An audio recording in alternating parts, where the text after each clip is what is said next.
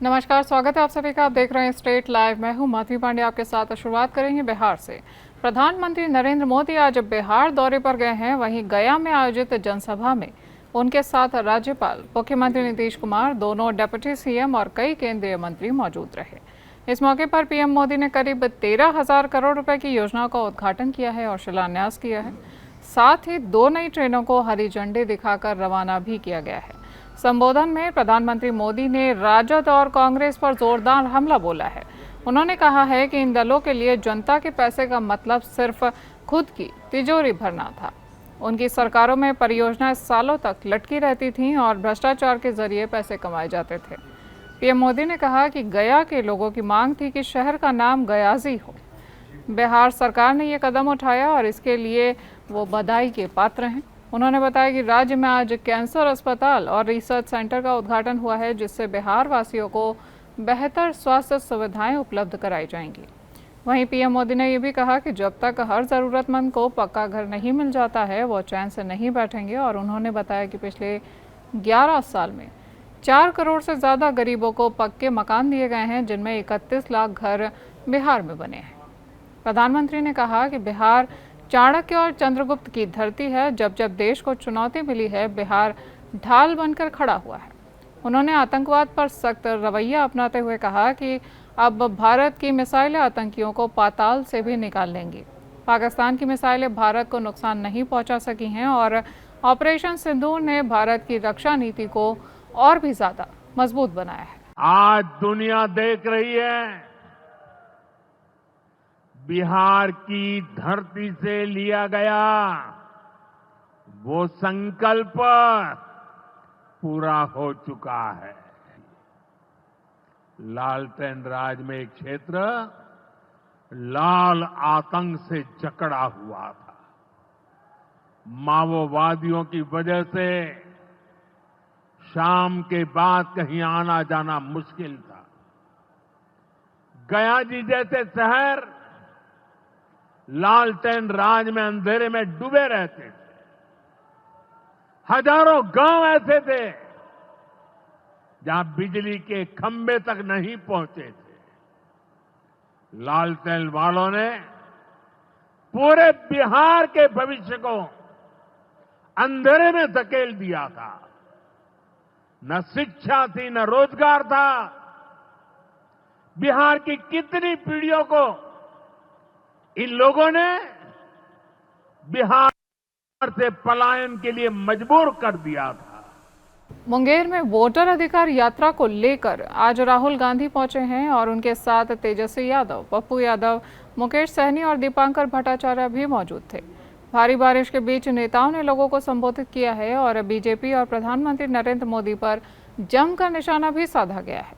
मुंगेर के हेमजापुर में राहुल तेजस्वी ने ओपन जीप से ही जनसभा को संबोधित किया है। वहीं तेजस्वी यादव ने बीजेपी पर चुनाव आयोग से मिली भगत कर वोट काटने की साजिश का आरोप लगाया है। उन्होंने कहा कि बिहार में अपराध बढ़ रहा है और शिक्षा चिकित्सा व्यवस्था पूरी तरह से फेल हो चुकी है। अब बिहार नीतीश कुमार से नहीं चल सकता है, सरकार को सत्ता से हटाना होगा। जिंदगी दी संविधान बनाया गांधी जी ने, जिंदगी दी संविधान बनाया। ये जो वोट चोरी है ना, ये संविधान पर आकर इसको नरेंद्र मोदी और अदानी मिलकर खत्म करने लगे हुए हैं। अम्बेडकर जी के संविधान को ये खत्म करना चाहते हैं, फाड़ कर फेंकना चाहते हैं। उस संविधान को हम कभी नहीं मिटने देंगे। वो संविधान हिंदुस्तान की आवाज है, अम्बेडकर जी की आवाज है, उसमें कोई शक्ति नहीं छुएगा। और जो पुलिस वाले आज यहाँ खड़े हैं, धक्का खा रहे हैं। बिहार बदलाव सभा यात्रा के तहत जन स्वराज पार्टी के सूत्रधार प्रशांत किशोर गुरुवार को बिहपुर प्रखंड के जयरामपुर उच्च विद्यालय पहुंचे हैं। इस दौरान उन्होंने जनता को संबोधित करते हुए कई सवाल पूछे हैं और कहा है कि बिहार की जनता किसी मुद्दे के लिए वोट देती है, वही उसे मिलता है।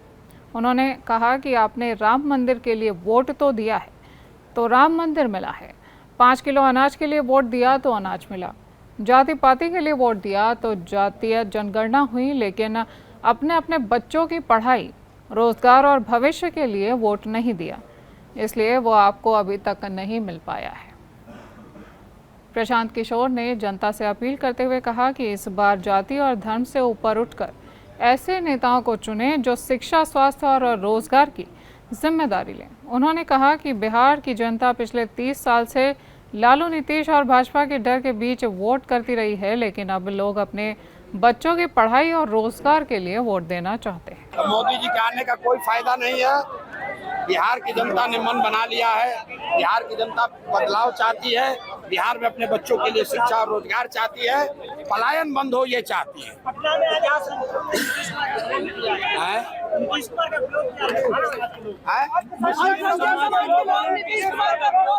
भैया, नीतीश कुमार का विरोध कौन नहीं कर रहा है? समाज का हर वर्ग नीतीश कुमार का विरोध कर रहा है, इसलिए कि बिहार में जो दुर्दशा है, जो भ्रष्टाचार है, लोगों की जो परेशानी है, वो नीतीश कुमार कान में तेल डालकर सो रहे हैं और उनके 4-5 चाटुकार मंत्री और 4-5 भ्रष्ट नेता ये पूरे जनता से पैसा उगाही कर रहा है। तो नीतीश जी से खाली मुसलमान नहीं नाराज है, बिहार का एक बच्चा नीतीश कुमार से नाराज है। पटना में आयोजित मदरसा बोर्ड सम्मेलन और अल्पसंख्यक संवाद को लेकर राजद के विधान पार्षद कारी शोएब ने कड़ा निशाना साधा है। कारी शोएब ने कहा कि फर्जी तरीके से मदरसा बोर्ड का 100 साल का जलसा मनाया गया है, जबकि 2022 में ही 100 साल पूरे हो चुके थे। ये पूरा कार्यक्रम जदयू और भाजपा का है। उनका आरोप है कि मदरसा शिक्षकों को डरा धमका कर बुलाया गया है और धमकी देकर भीड़ भी जुटाई गई है। कई लोग इसलिए नाराज हुए क्योंकि उन्हें झूठ बोलकर वहां लाया गया था। कारी शोएब ने कहा कि मुख्यमंत्री जलसे में मौजूद रहे हैं, लेकिन मदरसा शिक्षकों पर एक भी शब्द नहीं बोला गया है, क्योंकि अगर बोलेंगे तो आरएसएस नाराज हो जाएगा। उन्होंने मदरसा बोर्ड के चेयरमैन से सवाल किया है कि मदरसा शिक्षकों की मांगों को लेकर मुख्यमंत्री से बात क्यों नहीं की गई। कारी शोएब ने कहा कि 1646 मदरसों के साथ अन्याय हो रहा है। जांच के नाम पर शिक्षकों को परेशान किया जाता है और 125 मदरसों के शिक्षकों की वेतन बंद है। इस पर कोई भी चर्चा नहीं हुई है। कोसी इलाके का पीएमसीएच कहा जाने वाला मॉडल सदर अस्पताल का हाल इन दिनों बेहाल बना हुआ है। आलम यह है कि पूरा अस्पताल परिसर गंदे नाले में तब्दील हो चुका है। वहीं सबसे बुरा हाल तो ओपीडी जाने वाले रास्ते और सिटी स्कैन, एक्सरे जाने वाले मुख्य गेट का है। यहाँ गंदे और बदबूदार पानी के बीच मरीज आने जाने को मजबूर हैं और दुर्गंध युक्त पानी में दिन में मच्छर और कीटाणुओं का आतंक फैला है। लोग किसी तरह मुंह पर रुमाल बांधकर इस रास्ते से गुजरने के लिए विवश हो चुके हैं और इन सबके बावजूद अस्पताल प्रशासन कुंभकर्णी नींद में सोया हुआ है। लोगों का कहना है कि कोसी इलाके के सबसे बड़े मॉडल सदर अस्पताल में रोज हजारों की संख्या में मरीज अपना इलाज करवाने आते हैं, लेकिन जिस तरह की स्थितियां यहां पर बनी हुई है, ऐसे में यहां आने वाले मरीज ठीक होने के बजाय और भी ज़्यादा बीमारियों के शिकार हो जाते हैं। ये तो सरकार की जिम्मेदारी है सर, और सरकार के साथ साथ आम नागरिकों की भी जिम्मेदारी होती है। तो अगर हम अपने आसपास गंदगी देखते हैं तो हम उसको साफ करने के लिए कुछ ना कुछ अपने तरफ से भी कोशिश करें, क्योंकि अगर हम सरकार के भरोसे रहेंगे तो वो काम तो होने से रहा है। आप तो देख सकते हैं नगर निगम को कोई फर्क पड़ने वाला है नहीं। इसमें नाला का निर्माण होना चाहिए। नाला बनेगा तब न वो गंदगी बाहर जाएगा, और इसके लिए डीएम साहब भी एक्शन लिए हैं और सिविल सर्जन साहब भी नगर आयुक्त को लिख दिए हैं, कार्रवाई करने होती है। और ये बस नगर आयुक्त का आदेश आएगा और नाला बन जाएगा तो होगा। रुक करेंगे झारखंड का। आगामी उपराष्ट्रपति चुनाव को लेकर झारखंड की सत्तारूढ़ पार्टी झामुमो यानी झारखंड मुक्ति मोर्चा ने अपना रुख साफ करते हुए इंडिया ब्लॉक के उम्मीदवार बी सुदर्शन रेड्डी को अपना समर्थन देने का ऐलान कर दिया है। इस संबंध में आधिकारिक घोषणा करते हुए पार्टी के केंद्रीय महासचिव सुप्रियो भट्टाचार्य ने कहा कि झामुमो हमेशा से लोकतांत्रिक मूल्यों और संवैधानिक संस्थाओं की रक्षा के लिए खड़ा रहा है। इसी सोच के तहत पार्टी ने सर्वसम्मति से फैसला किया है और उपराष्ट्रपति चुनाव में इंडिया गठबंधन के उम्मीदवार को समर्थन दिया जाएगा। आपको बताते चले कि इंडिया ब्लॉक ने पूर्व में न्यायाधीश बी सुदर्शन रेड्डी को उम्मीदवार बनाया है, तो वहीं सत्तारूढ़ एनडीए ने वरिष्ठ भाजपा नेता और पूर्व राज्यपाल सीपी राधाकृष्णन को अपने उम्मीदवार के रूप में मैदान में उतारा है। आज फिर से झारखंड विधानसभा का मॉनसून सत्र शुरू हुआ है और ये सत्र 28 अगस्त तक चलेगा। दरअसल इससे पहले 26 जुलाई से झारखंड विधानसभा का मानसून सत्र शुरू हुआ था, लेकिन सत्र के बीच दिशोम गुरु शिबू सोरेन का निधन हो गया था और इस कारण सत्र अनिश्चित काल के लिए स्थगित कर दिया गया था। आज 22 अगस्त से पूरक मानसून सत्र शुरू हो गया है और इस सत्र में स्वर्गीय दिशोम गुरु शिबू सोरेन और शिक्षा मंत्री स्वर्गीय रामदास सोरेन को याद किया गया। झारखंड विधानसभा के पूरक मानसून सत्र के पहले दिन वित्त मंत्री राधा कृष्ण किशोर ने वित्तीय वर्ष 2025 से 26 के लिए 4,296 करोड़ 62 लाख रुपए का प्रथम अनुपूरक व्यय विवरण प्रस्तुत किया है। तो वहीं सत्र की समाप्ति पर पक्ष विपक्ष के बीच सियासी गहमा-गहमी भी देखने को मिली। इसे लेकर विधानसभा परिसर में हमारी संवाददाता तृप्ति सिंह ने विस्तार से जानकारी दी है। देखिए पूरी रिपोर्ट। आज झारखंड विधानसभा के पूरक मानसून सत्र का पहला दिन था, जहां सियासी गहमा-गहमी का माहौल बना रहा। सदन की शुरुआत हुई शोक प्रकाश के साथ। दिवंगत शिबू सोरेन और शिक्षा मंत्री रामदास सोरेन को श्रद्धांजलि अर्पित की गई। मुख्यमंत्री हेमंत सोरेन के साथ साथ वहां नेता प्रतिपक्ष बाबूलाल मरांडी ने भी श्रद्धांजलि अर्पित की। वित्त मंत्री राधा कृष्ण किशोर द्वारा जो बजट पेश किया गया, उसका आंकड़ा था 4,296 करोड़ 62 लाख रुपए। इस बजट के पेश करने के बाद आपको बता दें, अगले सोमवार की तारीख को बहस होने वाली है इस बजट पर। आज के दिन शोक प्रकाश और बजट पेश के साथ सदन को स्थगित किया गया है। इसके साथ ही सदन में शिबू सोरेन को जब श्रद्धांजलि दी जा रही थी, शोक प्रकाश पर जब जोर दिया जा रहा था, तो शिबू सोरेन के लिए मरणोपरांत भारत रत्न की मांग की गई। इसके अलावा शराबबंदी को लेकर मांग की गई। शराबबंदी की नीति लाने को लेकर यहाँ पर आवाज उठाई गई, जिसके समर्थन में कुल मिलाकर पक्ष विपक्ष एक साथ ही नजर आए। और अगले दिन देखना होगा सोमवार की तारीख को, जब बजट पर चर्चा होगी, किस तरीके से बहस होगा। फिलहाल के लिए हमारे सहयोगी दीपक के साथ विधानसभा से मैं तृप्ति, एपी न्यूज से नमस्कार। 130वें संशोधन विधेयक को लेकर झारखंड विधानसभा में आज सत्र के पहले दिन की समाप्ति के बाद पक्ष विपक्ष के बीच नेताओं में जोरदार टकरार देखने को मिली है। वहीं एक तरफ भाजपा के मुख्य सचेतक नवीन जायसवाल ने विपक्ष के आरोपों का जवाब दिया है, तो कांग्रेस विधायक राजेश कश्यप ने सत्ता पक्ष के खिलाफ जमकर आवाज उठाई है। आज आप देखिए, जो मंत्री हैं या मुख्यमंत्री हैं, क्या वो 30 दिन से लगातार अगर जेल में हैं और जेल में रहते हुए मुख्यमंत्री के पद पर रहे या मंत्री के पद पे रहे, आम जनमानस में इसका अच्छा मैसेज नहीं जाता है। आप फिर उसके बाद रिजाइन करिए, फिर कोर्ट से बरी हो जाइए, फिर आप शपथ ले लीजिए, इसमें दिक्कत क्या है?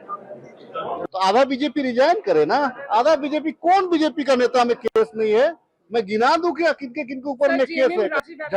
झारखंड का 80% भाजपा का सदस्यता चला जाएगा। रिजाइन करे सबसे पहले वो लोग। आज ये लोग भ्रष्ट नेता की बात है। कौन है भ्रष्ट नेता? सबसे बड़ा भ्रष्टाचार तो इन्हीं लोगों का ये में है। अगर इन लोगों का जांच करिए तो पुराना केस को अगर निकालिएगा, पुराना केस के आधार से अगर करिएगा तो 30 दिन जेल भेज दीजिए, सदस्यता खत्म करिए। फिर झारखंड विधानसभा का पूरक मानसून सत्र के पहले दिन की समाप्ति के बाद सदन के बाहर राज्य में शराबबंदी की मांग को लेकर एसआईआर सहित कई मुद्दे पर सदन के बाहर आकर कांग्रेस विधायक श्वेता सिंह ने हमारी संवाददाता तृप्ति सिंह से खुलकर बातचीत की है। देखिए पूरी बातचीत। आइए उनसे जानते हैं, आज अनुपूरक बजट का प्रथम बजट पेश किया गया, उनके बारे में। आज अनुपूरक बजट रखा गया है निश्चित तौर पे, और सोमवार को इस पे पक्ष विपक्ष की जो बातें हैं वो रखी जाएंगी, और निश्चित तौर पे ये सेशन बहुत ही महत्वपूर्ण रहने वाला है। बहुत कुछ महत्वपूर्ण फैसले लिए जाएंगे। कोई भी झारखंड में रहने वाला जो भी व्यक्ति है, वो हर कोई चाहता है कि गुरुजी का एक परिचय हर कोई पढ़े। कक्षा में भी अगर पढ़ाई जाए उनके आंदोलन के बारे में, उनके जीवन के बारे में, निश्चित रूप से हमें हमारे बच्चों को शराबबंदी की बात करना चाहेंगे, जो मांग हुई है, क्योंकि शिबू सोरेन का यह सपना था, ये कहा जा रहा है, और सदन में समाज की जो कुरीतियां हैं और जो नेगेटिव है उसको डेफिनेटली अगर हम किसी भी रूप में पॉलिटिकल प्लेटफॉर्म में भी यहाँ पे विधानसभा से भी अगर ये संदेश आता है और ये निकलता है कि नहीं बंद होना चाहिए, तो निश्चित रूप से हम लोग इसके समर्थन में ही रहेंगे। पिछले सत्र में कहा जा रहा था कि ये जो SIR का मुद्दा है इसे भी उठाया जाए, क्या अगले सत्र यहाँ पर अगले दिन SIR पे हम लोगों का स्टैंड जो है वो बहुत क्लियर है। पूरे देश में इसका विरोध हम लोग सारी पार्टियां जितने हम लोग गठबंधन के लोग हैं हम लोग कर रहे हैं। निश्चित रूप में हम लोग इसके विरोध करते रहेंगे क्योंकि ये गलत नीति है, इसका विरोध होना चाहिए। और ये आम एक तो वोट का अधिकार है भाई, आप वो भी छीनना चाहते हैं, हम वोट भी नहीं दे सकते हैं। और वो क्या कह करके कि वो घुसपैठिया और ये वोटर ID कार्ड पे सवाल उठता रहता है, पैन कार्ड पे है, जितनी जो भी ID कार्ड्स हैं उस पे क्वेश्चनेबल है, लेकिन आधार कार्ड नहीं है। हर किसी के पास एक आधार कार्ड है, आप आधार कार्ड से लिंक करवा दीजिए, वोट देने का अधिकार उसको स्वतः ही दे दीजिए, कोई इस पे प्रॉब्लम नहीं होगी, सब लोग स्वागत करेंगे। फिलहाल के लिए कैमरामैन दीपक के साथ इस वक्त मैं विधानसभा परिसर से चुटकी। नमस्कार। झारखंड आंदोलन के नेता और दिवंगत दिशोम गुरु शिबू सोरेन के संघर्ष और कुर्बानियों की कहानी अब राज्य के स्कूली बच्चों को उनके किताबों के माध्यम से भी पढ़ाई जाएगी। दरअसल राज्य सरकार द्वारा यह घोषणा की गई है कि साल 2026 से स्कूलों की किताबों में दिशोम गुरु की जीवनी को शामिल किया जाएगा और इस बदलाव के तहत कक्षा 1 से 12 तक के छात्रों के लिए 8 किताबों में उनके जीवन से जुड़े अध्याय भी जोड़े जाएंगे। जानकारी के अनुसार नन्हे छात्रों को जहां कहानियों और सरल शब्दों में उनका परिचय मिलेगा, वहीं उच्च कक्षाओं के छात्र उनके सामाजिक संघर्ष, आदिवासी अस्मिता की लड़ाई और संसदीय योगदान की गहराइयों को समझेंगे।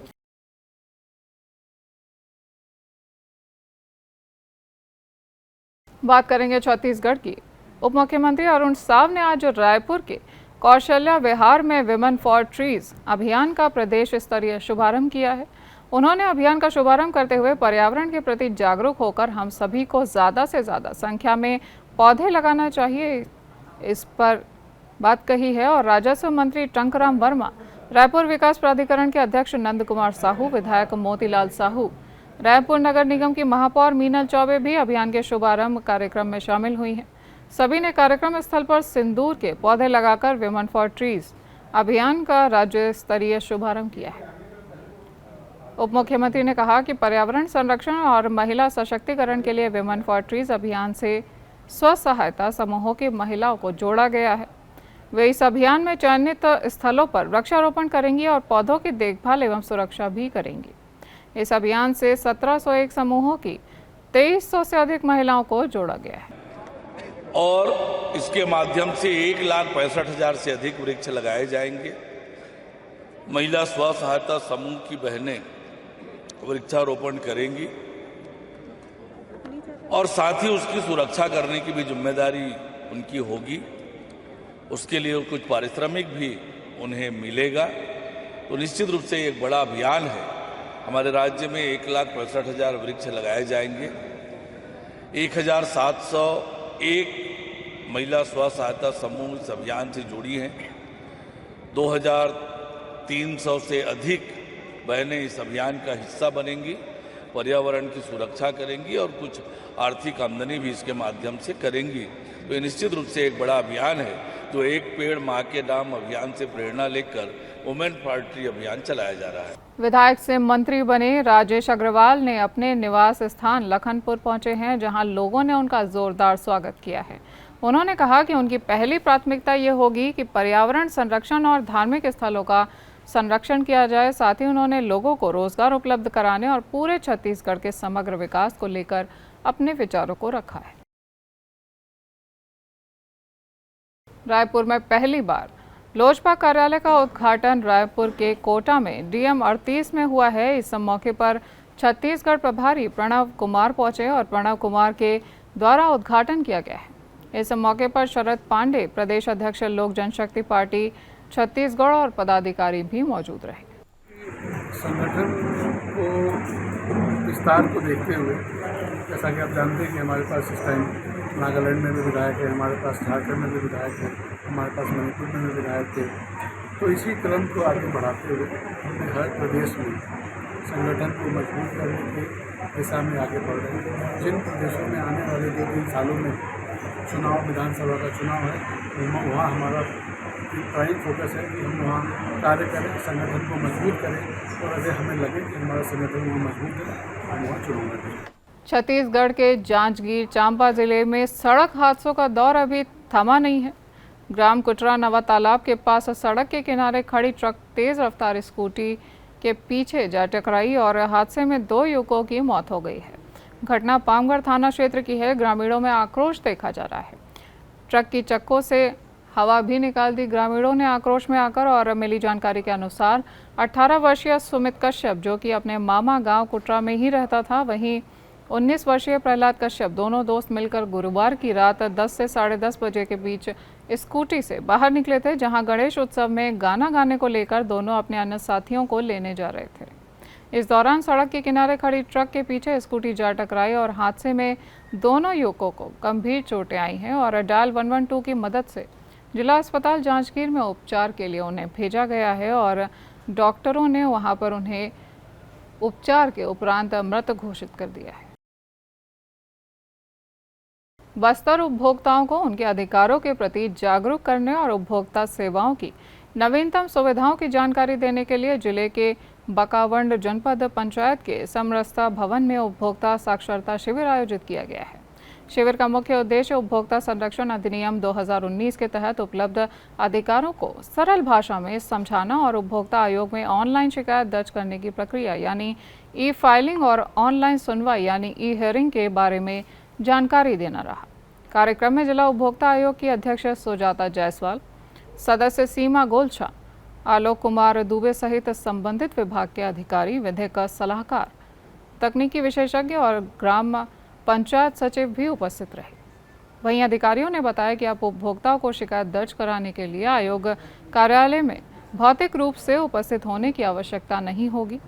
वे अपने मोबाइल या कंप्यूटर के माध्यम से पोर्टल पर आसानी से शिकायत दर्ज कर सकते हैं और ऑनलाइन सुनवाई में शामिल हो सकते हैं। या गाड़ी खरीदते हैं तो बीमा से संबंधित जितने भी है बीमा कंपनी वाले, यदि उनको नहीं देते हैं या सामान खरीदते हैं या उसमें नहीं देते हैं, कोई भी पैसा नहीं देते, या ख़राब हो जाती है सामान या मोबाइल ख़राब हो जाती है, उसके बिल गारंटी पीरियड में वो परेशान करते, यदि नहीं देते हैं तो इन सब चीज़ों के लिए ई हियरिंग सुविधा उपलब्ध कराया गया है। उपभोक्ता यदि उनके उपभोक्ता अधिकारों का हनन हुआ है, यदि उनको गलत वस्तुएं, गलत सेवाएं, नकली सामान यदि उन्हें दिया गया है तो इसके लिए वो घर बैठे ही मोबाइल के माध्यम से ही, लैपटॉप के माध्यम से ही उपभोक्ता फोरम में अपना शिकायत कर सकते हैं। अंबिकापुर के स्थानीय पीजी कॉलेज ऑडिटोरियम में प्रगतिशील छत्तीसगढ़ महिला एवं बाल विकास पर्यवेक्षक संघ के द्वारा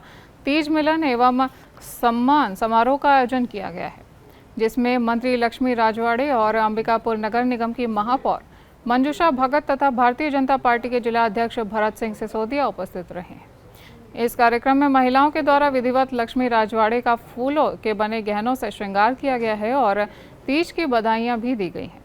वहीं मंत्री लक्ष्मी राजवाड़े ने बताया कि ये पर्व पति परमेश्वर की लंबी उम्र की कामना के लिए सुहागन महिलाएं रखती हैं।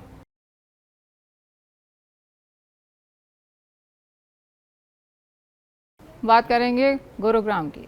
गुरुग्राम में मशहूर यूट्यूबर और बिग बॉस में भाग लेने वाले अलविस यादव के घर पर फायरिंग करने वाले को फरीदाबाद क्राइम ब्रांच सेक्टर 30 ने मुठभेड़ के बाद गिरफ्तार कर लिया है। आरोपी के पैर में गोली लगने के बाद उसे अस्पताल में भर्ती किया गया है और ईशांत उर्फ ईशू गांधी ने पुलिस पार्टी पर ऑटोमेटिक पिस्टल से आधा दर्जन के ऊपर फायरिंग कर दी है। पुलिस ने भी जवाबी कार्यवाही में फायरिंग की है, जिसमें गोली लगने से आरोपी घायल हो चुका है। बात करेंगे महाराष्ट्र की। महाराष्ट्र के पालघर के बोईसर तारापुर MIDC इलाके में एक बार फिर से गैस लीक की घटना सामने आई है। ये घटना प्लॉट नंबर F13 स्थित मेडली फार्मास्यूटिकल्स लिमिटेड कंपनी में हुई है।